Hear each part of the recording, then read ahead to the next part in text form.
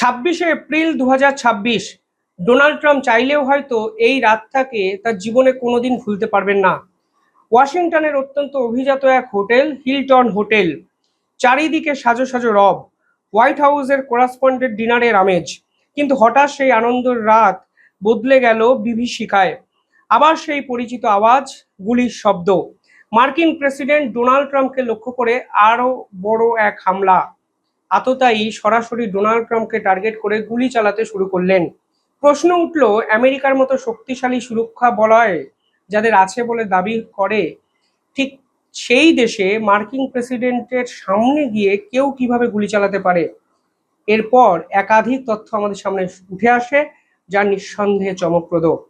আজকের এই ভিডিওতে ডিটেইলিং আপনাদের সহজ ভাষায় আলোচনা করব যে কি হয়েছে এক্স্যাক্টলি আমেরিকায়, কেন গোটা বিশ্ব রীতিমতো শঙ্কিত, আতঙ্কিত এবং ভীত। ভিডিওটি শেষ অবধি দেখবেন। আর যারা এই ভিডিও দেখছেন, ছোট্ট একটা অনুরোধ, চ্যানেলটিকে ভালো লাগলে দ্য ইন্ডিপেন্ডেন্ট নেটওয়ার্ক এই চ্যানেলটিকেও সাবস্ক্রাইব করবেন এবং ধারাবাহিকভাবে ভিডিও পেতে ভিডিওর তলাতে কমেন্টও করতে পারেন। প্রথমত আততায়ীর পরিচয় নিয়ে একটু কথা বলা যাক। যে তথ্য আমাদের সামনে এসছে সেখানে বলা হচ্ছে হামলাকারীর নাম কোল টমাস অ্যালেন, বয়স 31, পেশায় শিক্ষক ও গেম ডেভেলপার, দক্ষিণ ক্যালিফোর্নিয়ার বাসিন্দা।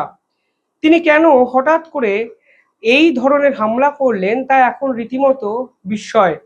তিনি কোনো অনুপ্রবেশকারী ছিলেন না, বরং তিনি ছিলেন হোটেলেরই একজন অতিথি, এবং অতিথি হিসাবেই তিনি যে রেজিস্টার্ড বুক হয় সেখানে নাকি চেক ইনও করেন। ঘটনার সময় রাত 8:40। ট্রাম্প যখন বলরুমের প্রবেশের অপেক্ষায়, ঠিক তখনই সিকিউরিটি চেকপয়েন্টের কাছে কোল থমাস এলোপাথারি গুলি চালাতে শুরু করেন। তার হাতে ছিল একটি শর্টগান এবং একাধিক হ্যান্ডগান। প্রাথমিকভাবে ডোনাল্ড ট্রাম্পকে ঘিরে ফেলেন সিকিউরিটি গার্ড এবং সেখানে ভাইস প্রেসিডেন্ট উপস্থিত ছিলেন, আমেরিকার ফার্স্ট লেডি অর্থাৎ ডোনাল্ড ট্রাম্পের স্ত্রী, তারাও কিন্তু উপস্থিত ছিলেন। কোনো রকমে তাদের অন্যত্র সরিয়ে নিয়ে যাওয়ার একটা চেষ্টা কিন্তু হয়।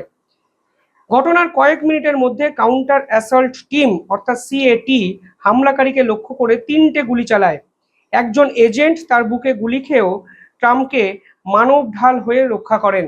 অর্থাৎ ডোনাল্ড ট্রাম্প কিন্তু বেঁচে যান এক সিকিউরিটি অফিসারের বদান্যতায়। ডোনাল্ড ট্রাম্প পরিষ্কারভাবে বলছেন যে আমি ভেবেছিলাম কোনো ট্রে পড়ে যাওয়ার শব্দ, কিন্তু পরক্ষণেই বুঝলাম আমার দিকে গুলি চালানো হয়েছে, অর্থাৎ এটি একটি মৃত্যুবাণ। ডোনাল্ড ট্রাম্পের উপর এই হামলা কিন্তু প্রথম কোনো হামলা নয়। নির্বাচনী জনসভার মধ্যেও ডোনাল্ড ট্রাম্পকে লক্ষ্য করে কিন্তু গুলি চালানো হয়েছিল, যে গুলি তার কান ঘেঁষে বেরিয়ে গেছিল ঠিক 1 বছর আগে। যদি তথ্য দেখেন তাহলে দেখবেন গত 1 দশকে তার উপর হামলা কিন্তু বারংবার হয়েছে। 2016 সাল লাস ভেগাস, মাইকেল স্ট্যানফোর্ড নামে এক তরুণ পুলিশের বন্দুক ছিনিয়ে নিয়ে ডোনাল্ড ট্রাম্পকে মারার চেষ্টা করেছিলেন। 2017 সাল নর্থ ডাকোটা, চুরিকৃত একটি জায়গা থেকে ডোনাল্ড ট্রাম্পকে সরাসরি ধাক্কা মেরে মারার চেষ্টা কিন্তু করা হয়েছিল। 2024 জুলাই পেনসিলভেনিয়া, টমাস ম্যাথিউ নামে 20 তলার ছাদ থেকে স্নাইপার দিয়ে গুলি চালানো হয়েছিল ডোনাল্ড ট্রাম্পকে। সেটি ছিল আধুনিক মার্কিন ইতিহাসের সব থেকে বড় নিরাপত্তা বিচ্যুতি। অর্থাৎ যারা এই বিশ্বের সর্বশক্তিমান বলে দাবি করেন তাদের নিরাপত্তা বলয় এই ধরনের হামলা আজকে কিন্তু অনেক প্রশ্ন তুলে দেয়। 2024 সালের সেপ্টেম্বরে ফ্লোরিডা মারে লাগো যে গলফ কোর্স আছে, ঠিক সেখানে AK-47 নিয়ে হামলাকারী ওত পেতে থাকার ঘটনা আমাদের সামনে আসে এবং তিনি পরে জানান তিনি ডোনাল্ড ট্রাম্পকে হত্যা করতে এসেছিলেন। 2026 ওয়াশিংটন, বর্তমানে এই কোল থমাস অ্যালানের হামলা।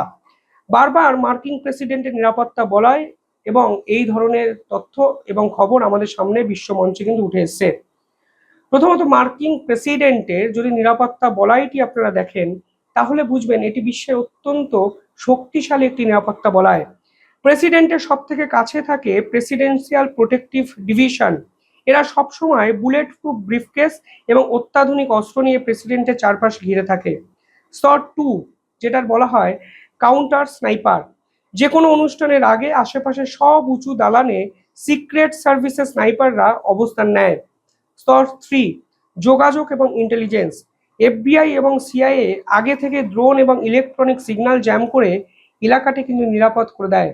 এবং 4 নম্বর যে স্তর তাকে বলা হয় দ্য বেস্ট, অর্থাৎ প্রেসিডেন্টের গাড়ি, যেটি ইটসেলফ একটি দুর্গ, এবং এতে অক্সিজেন সাপ্লাই থেকে শুরু করে প্রেসিডেন্সের যে গ্রুপ তার রক্তের ব্যাগ পর্যন্ত মজুদ থাকে।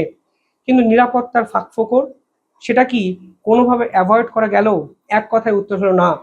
এই পুরো ঘটনা আমাদের সামনে অনেক তথ্য কিন্তু নিয়ে আসে, অন্তত ভাবনার বিষয় তা কিন্তু পরিষ্কার হয়ে যাচ্ছে। কারণ অনেকে মনে করছেন এটি একটি ইনসাইডার ট্রেড, অর্থাৎ কোল থমাস অ্যালেন হোটেলেরই অতিথি, ফলে তিনি বাইরে থেকে আসেননি।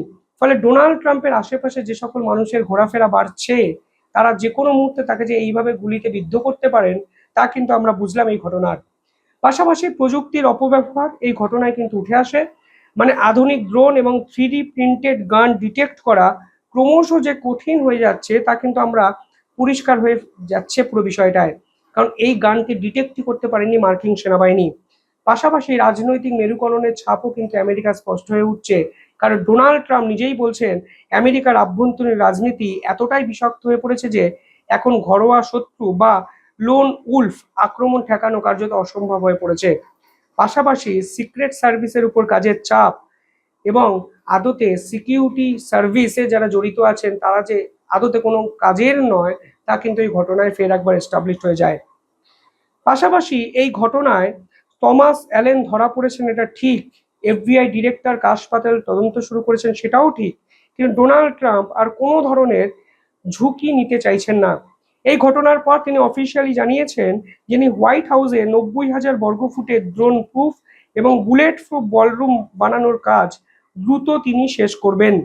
অর্থাৎ সব মিলিয়ে একটা জিনিস তো পরিষ্কার হয়ে যাচ্ছে যে ডোনাল্ড ট্রাম্পের মতো শক্তিশালী রাষ্ট্রনায়ক, যিনি এই বিশ্বের শক্তিশালী রাষ্ট্রনায়ক হিসাবে নিজেকে দাবি করেন, তাকে যে কোনো মুহূর্তে এইভাবে মেরে ফেলা যায়।